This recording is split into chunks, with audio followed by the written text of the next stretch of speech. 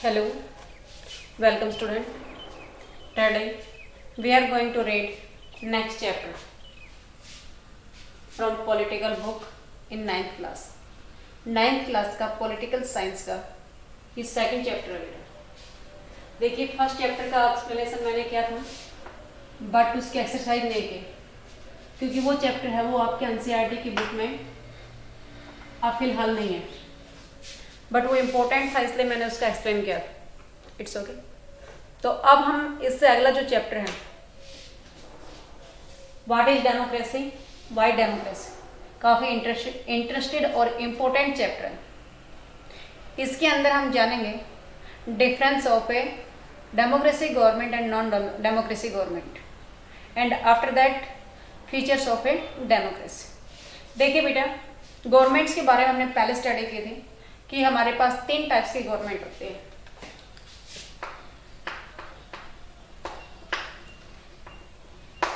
Government के पास 3 type की हमारे पास 3 टाइप्स की, पूरे वर्ल्ड के अंदर 3 टाइप्स की गवर्नमेंट है। सबसे पहले आता है बेटा मोनार्की, दूसरा आता है मिलिट्री का,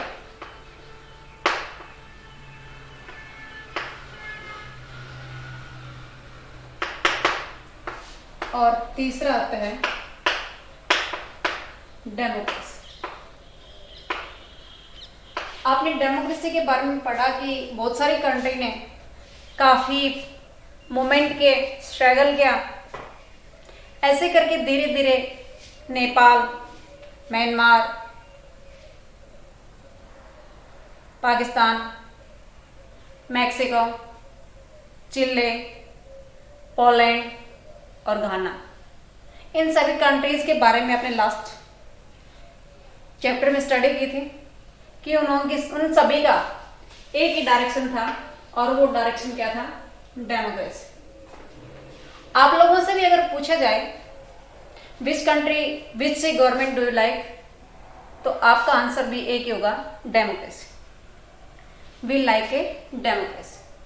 अब फिर ये दूसरा क्वेश्चन सबसे पूछा जाए कि आप डेमोक्रेसी को ही क्यों लाइक करते हैं, जबकि कई नॉन डेमोक्रेसी गवर्नमेंट है वो हमारी कंट्री जिसमें डेमोक्रेसी है उससे एडवांस है, जिस कंट्री के अंदर नॉन डेमोक्रेसी गवर्नमेंट है। फिर भी हम लोग डेमोक्रेसी को ही लाइक करते हैं। उनके बहुत सारे पॉइंट्स हैं जिससे हमें ये पता चलेगा कि democracy is important for us. अब हम ये 3 टाइप्स की गवर्नमेंट में ये डेमोक्रेसी और ये non democracy,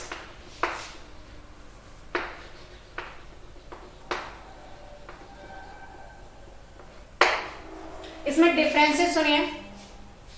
democracy government elected and non democracy government is a not elected, ये इलेक्टेड नहीं होती है। Non democracy government is dictatorship and democracy government is not a dictatorship. Democracy government responsible for the peoples and non-democracy government does not a responsibility for the public. तो ये democracy और non democracy government में differences. It's okay. Next point पे हम study करेंगे बेटा define democracy and features of the democracy. तो आप लोग ध्यान से सुनिएगा इसको।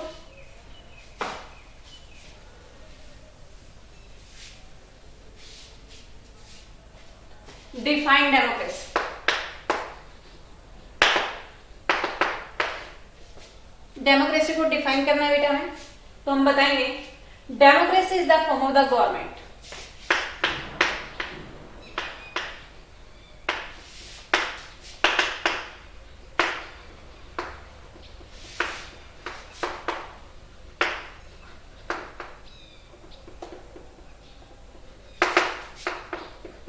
which is elected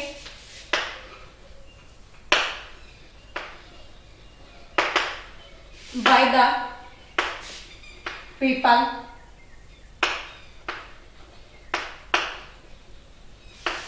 for the people and to the people।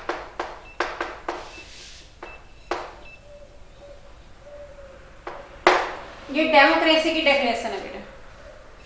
Democracy में डेमोक्रेसी गवर्नमेंट की फॉर्म में है, गवर्नमेंट्स की टाइप है डेमोक्रेसी, और उसके अंदर इलेक्टेड मेंबर होते हैं जो पीपल्स के द्वारा, पीपल्स के लिए और पीपल्स से ही चुने जाते हैं। It's okay. Democracy government is responsible and accountable government. ये रिस्पॉन्सिबल है, अकाउंटेबल है। क्यों है उनके बारे में हम नेक्स्ट आगे स्टडी करेंगे। अब हमने डेमोक्रेसी को डिफाइन कर दिया, बट इसी से ही हमारी पूरी डेमोक्रेसी की सारी फीचर इसमें नहीं आती है। इसी डेमोक्रेसी को हम लाइक नहीं करेंगे, और बहुत सारे पॉइंट है जिसके कारण हमें डेमोक्रेसी को लाइक करना होगा, अन्यथा हम रिजेक्ट भी कर सकते हैं। केवल इसी पॉइंट से हम डेमोक्रेसी को फेवरेबल सपोर्ट नहीं करेंगे। और क्या फीचर है वो देखें जिसके अंदर डेमोक्रेसी होनी चाहिए या डेमोक्रेसी के लिए वो जरूरी होता है। देखिए मैं एग्जांपल बता रहा हूं बेटा। पाकिस्तान में हमने लास्ट चैप्टर में स्टडी की थी कि पाकिस्तान के अंदर डेमोक्रेसी थी, बट 1999 में उसने मिलिट्री कप ने ओवरटेक किया।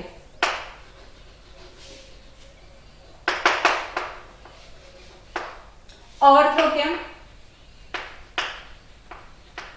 और ओवरथ्रो करने के बाद उसने डेमोक्रेसी, इससे पहले मिलिट्री कप ने तो ओवरथ्रो किया, बट इससे पहले यहां पे डेमोक्रेसी थी। और नवाज शरीफ इसका प्रेसिडेंट था।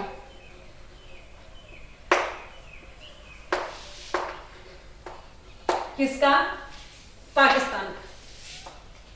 मिलिट्री कप ने इसको ओवरथ्रो करने के बाद परवेज मुशर्रफ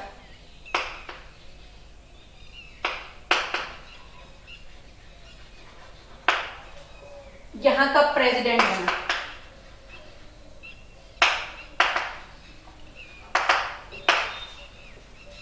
और after some time Pervez Musharraf thought that we like a people and they announced for election। इसने महसूस किया कि लोग तुम्हें पसंद करते हैं और मैं इलेक्शन के लिए अब अनाउंस कर दूं। 2002 में इसने इलेक्शन ऑर्गेनाइज किए, इलेक्शन हेल्ड कर दिए, बट पब्लिक ने इसको सपोर्ट नहीं किया, पब्लिक ने इसको वोट नहीं दिया। तो इसने एक नया हाथकंडा अपनाया, मल प्रैक्टिस और फ्रॉड इलेक्शन का।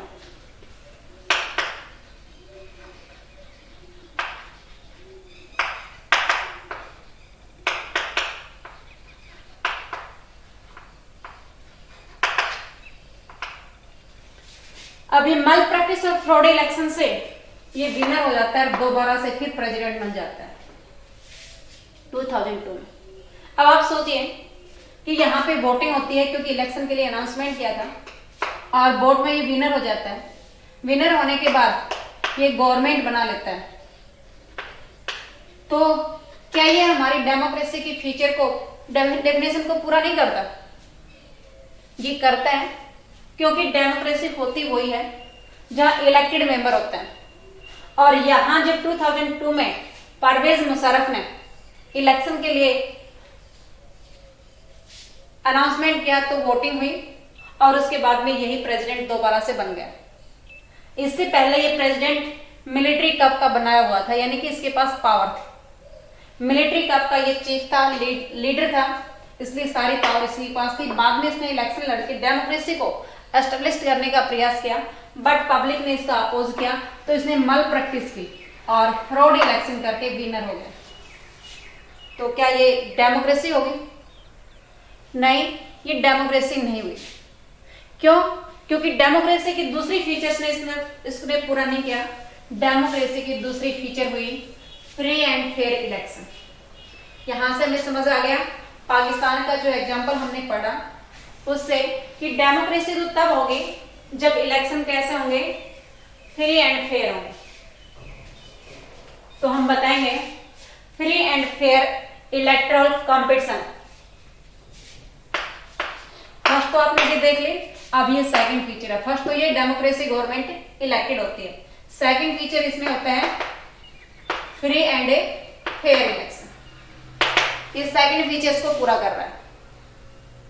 अब इसी एग्जांपल को मैं मैक्सिको कंट्री के माध्यम से बता रहे हैं। Mexico country is the city of A south America, south America continents. Mexico city है। मैक्सिको सिटी के अंदर PRI एक पार्टी है, इंस्टीट्यूशनल रिवोल्यूशनरी पार्टीज, इसका शॉर्ट नाम क्या है? PRI। ये PRI जो पार्टी है, ये मैक्सिको के अंदर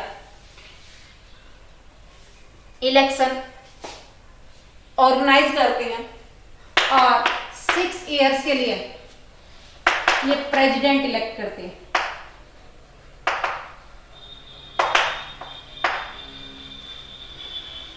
6 साल के लिए इनका प्रेसिडेंट होता है। हमारे पास 5 इयर्स का होता है। यहां पे हम प्रेसिडेंट की बात करते हैं। कई कंट्री में प्राइम मिनिस्टर की पावर होती है, तो वहां पे प्राइम मिनिस्टर की भी बात कर सकते हैं, जैसे लाइक इंडिया। अब PRI में क्या होता है? PRI पार्टी है, वो जितने भी गवर्नमेंट इंस्टीट्यूशन है उसके अंदर, लाइक स्कूल आ गया, स्कूल में जो टीचर है होगा, गवर्नमेंट एम्प्लॉय होगा, वो बच्चों को PRI की फीचर्स बताएगा। वो उसको बताएगा बार बार कि आपके गार्जियंस PRI को ही वोट दें। कहने का मतलब है कि उसका जो प्रचार प्रसार है वो गलत मेथड से, रॉन्ग मेथड से होता है। जो मीडिया है वो मैक्सिमम इसी का ही, PRI का ही सपोर्ट करता है, उसी की ही बात को सभी के सामने फेमस करता है, इट मीन्स एक्सप्लेन करता है, या ये कहेंगे कि वो उसकी पब्लिसिटी करता है। अगर इसकी इतने से भी बात नहीं बनती है तो ये रैंडमली क्या करता है? पोलिंग बूथ को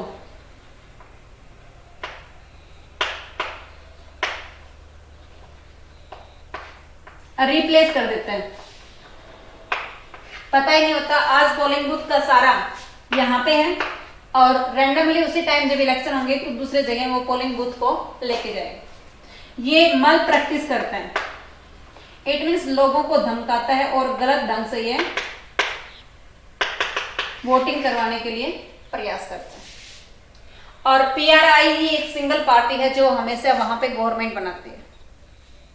तो क्या ये डेमोक्रेसी गवर्नमेंट हुई जिसको आपने लाइक किया था, क्या वही डेमोक्रेसी है? नो, ये वो डेमोक्रेसी नहीं है। वो हमने जिस डेमोक्रेसी को लाइक किया था, उस डेमोक्रेसी में तो free and fair election compulsory होता है, बट ना पाकिस्तान में और ना ही मैक्सिको में फ्री और फेयर इलेक्शन हुआ। तो हम डेमोक्रेसी की दूसरी फीचर को डिफाइन करने के लिए बताएंगे कि डेमोक्रेसी गवर्नमेंट वो होती है which country is elected by the public and on the base of A free and fair election. Elected तो हो बट एक ऐसी हो फ्री और फेयर इलेक्शन। It's okay. अगला जो इसकी फीचर है बेटा वो और सुनिए। इतना तो हो गया, और आप कैसे कहेंगे फ्री और फेयर इलेक्शन भी हो गया और गवर्नमेंट भी इलेक्टेड होगी, तो क्या डेमोक्रेसी पूरी होगी? नहीं, इसमें और भी फीचर हैं जो डेमोक्रेसी के लिए, डेमोक्रेसी को हम जिस पर्पज से लाइक करते हैं। तो सुनिएगा, फिजी कंट्री है, ये स्मॉल इंडिया के नाम से जाने जाते हैं। इट मीन्स इस फिजी कंट्री में बहुत सारे इंडियंस वहां पे रहते हैं। अब इनकी जो ओरिजिन है, उनके पास स्पेशलाइजेशन है, उसके पास वोटिंग का अधिकार है, और जो इंडिया के लोग यहां पे गए हुए हैं उन्होंने वहां की सिटीजनशिप को रिकॉग्नाइज ले रखी है। इट मीन्स वहां के सिटीजन बने हुए हैं बट उसके पास भी वोटिंग का राइट्स है, लेकिन फिजी के ओरिजिन जो लोग हैं वो वोट करेंगे, उसकी वैल्यू मोर होगी। और हमारा इंडियंस अगर फिजी में वोटिंग करने जाता है तो उसकी वोट की वैल्यू है वो लेस रहेगी। अब इंडिया में देख लीजिए, आप वोट करने जाते हो, वोट डालने जाते हैं, तो मेरी वोट की कीमत, एक कैंडिडेट है, एक पर्सन है, उसकी वोट की कीमत एक ही होगी। क्या हमारा प्राइम मिनिस्टर वोट डालेगा तो क्या उसकी वोट की वैल्यू ज्यादा हो जाएगी?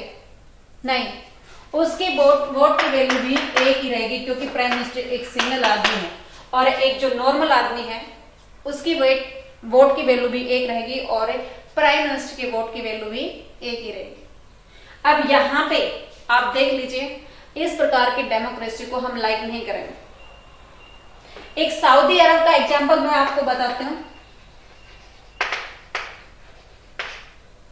इस कंट्री में भी वोमेन को वोटिंग का राइट है नहीं, तो जब वोटिंग का एक की तो वोट की वैल्यू है ही नहीं और दूसरे लोग वोटिंग कर रहे हैं, तो क्या ये डेमोक्रेसी की रिक्वायरमेंट सारी पूरी हो जाती है इसके बिना? क्या इसी डेमोक्रेसी को आपने लाइक किया था? No, it is not a suitable idea, it is not a expected feature. अब नेक्स्ट फीचर क्या होगी इसकी? Third, one value one vote.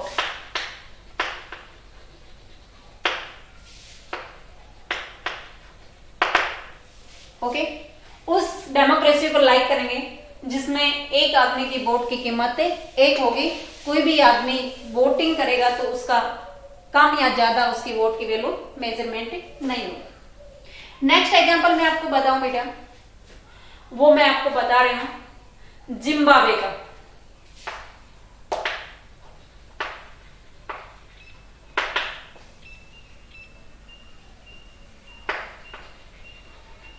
Zimbabwe, जहां पे मोगम्बो वहां का प्रेसिडेंट बनता है और जानू पीएफ वहां की सिंगल पार्टी। ये सिंगल पार्टी मीडिया को अपने कैप्चर में रखती है।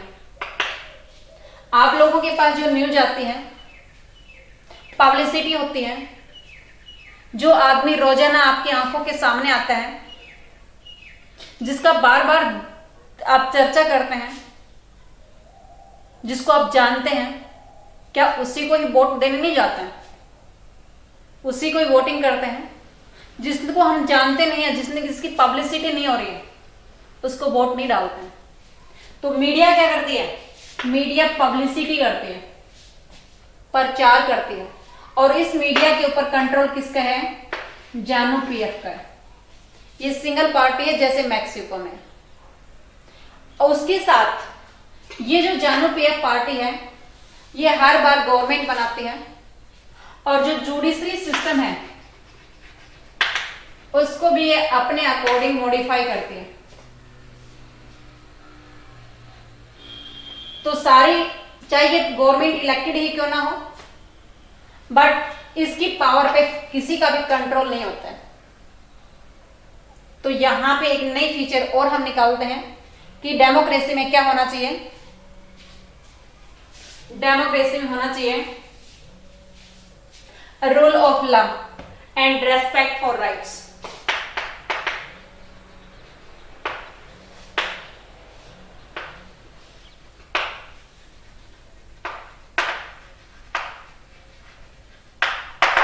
ये नेक्स्ट फीचर है इसके, कि रूल ऑफ लॉ के अकॉर्डिंग सारे कानून कायदे होना चाहिए। साथ में इसी को दूसरे ढंग से अगर बताएंगे तो हम बताएंगे government should be limited rights.